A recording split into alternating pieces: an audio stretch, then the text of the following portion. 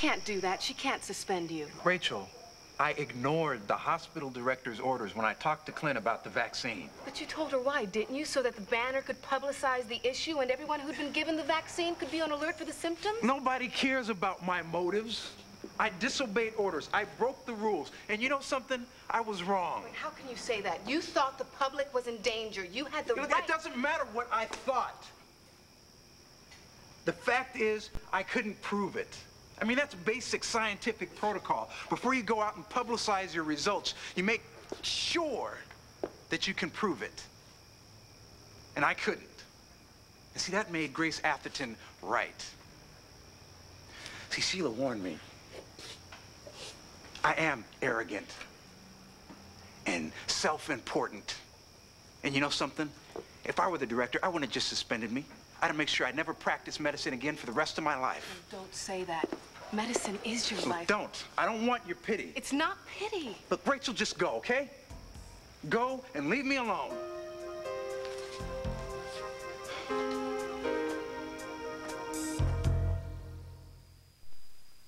I would be glad to leave you alone. To work or to fight, but not to feel sorry for yourself. Who cares what Grace Atherton thinks of you? She runs the hospital. Grace says I'm out, and I'm out. She's one voice. Okay, she's a loud one, but she's not the only one. She doesn't know how hard you've worked to get where you are. It would have been easy for you to settle for a life on the streets, but you didn't. No. Now, you became a doctor with the skill and the courage to save my mother's life. Now, what happened to that Ben Price, huh? Did he turn into a lousy doctor because Grace Atherton says so? I hear you. All right, but you know something?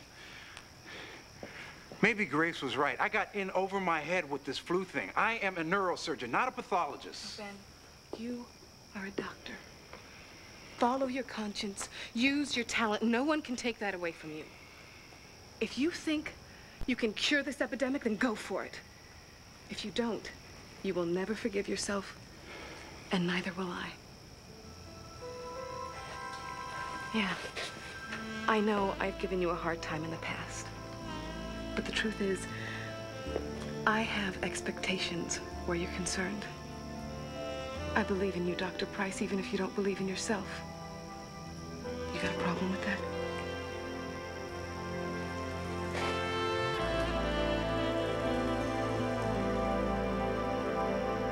Bo would be furious.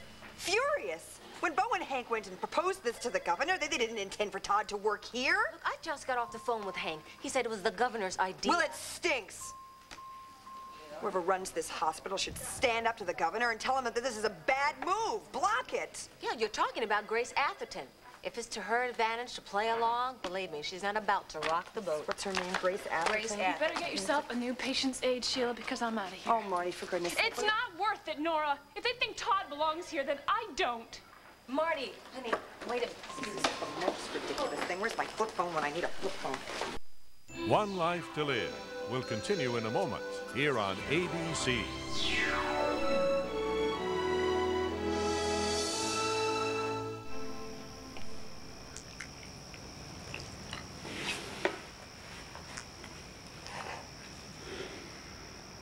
Does that mean you're not giving up? You wouldn't let me give up even if I wanted to. You're right. Okay, so from now on, we are partners in this war against this virus. Like it or not, okay? I like it. Okay. So, tell me what you've come up with so far. I mean, with your medical knowledge and my detective skills, we ought to be able to solve this thing. All right, Sherlock.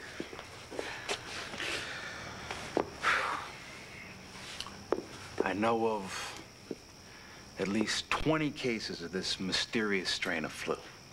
How many fatalities? 6 here at Llanview. 1 in Boise, Idaho, 1 in Wichita, Kansas. Okay, was there anything in common? Age, jobs, anything? No, different backgrounds, different ages, different medical histories. The only thing they have in common is the flu vaccine. Okay, and you've tested the vaccine and it's safe, right? Right. So that means there's got to be something else, a cofactor along with the vaccine that caused the deaths. Okay, the cofactor. Could it be some medication they were all taking, maybe? So you're asking good questions. It could have been the medication. Okay. Could have been a pre-existing medical condition that we didn't know about. It could have been a genetic anomaly. It could have been the way they administered the vaccine. It could have been anything. That's the problem. No, Ben, that is the challenge. We are going to solve this thing now.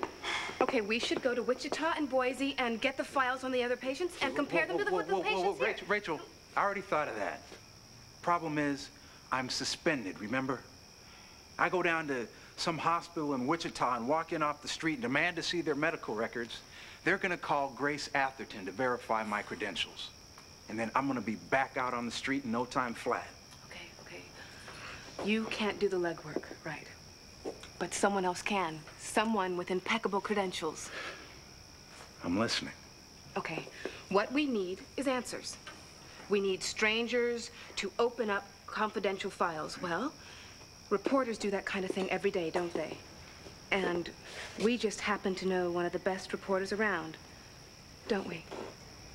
All we have to do is call.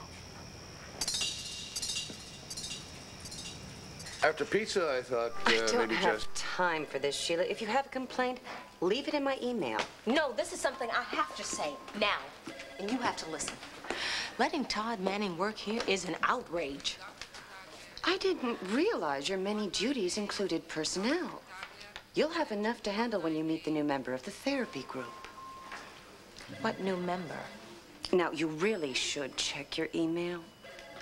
Todd Manning is scheduled to begin his therapy here at the hospital, and I've assigned him to you.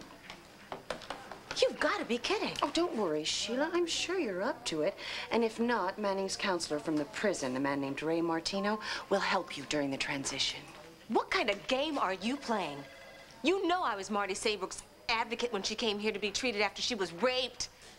Surely you don't expect me to be objective about Todd. I expect you to do your job. You have the qualifications, and we want to give the governor our very best efforts, don't we, Miss Price? I really don't care about the governor or his agenda, or yours. I refuse to participate. What is it with you and your family? You think the rules were invented for everyone but you? You will cooperate, and you will do your job, or you will be without one. Just like your brother. What are you talking about? You can't fire Ben. Unfortunately, no. But I can, and I did suspend him. Let this be a warning, Sheila. I won't hesitate to do the same to you.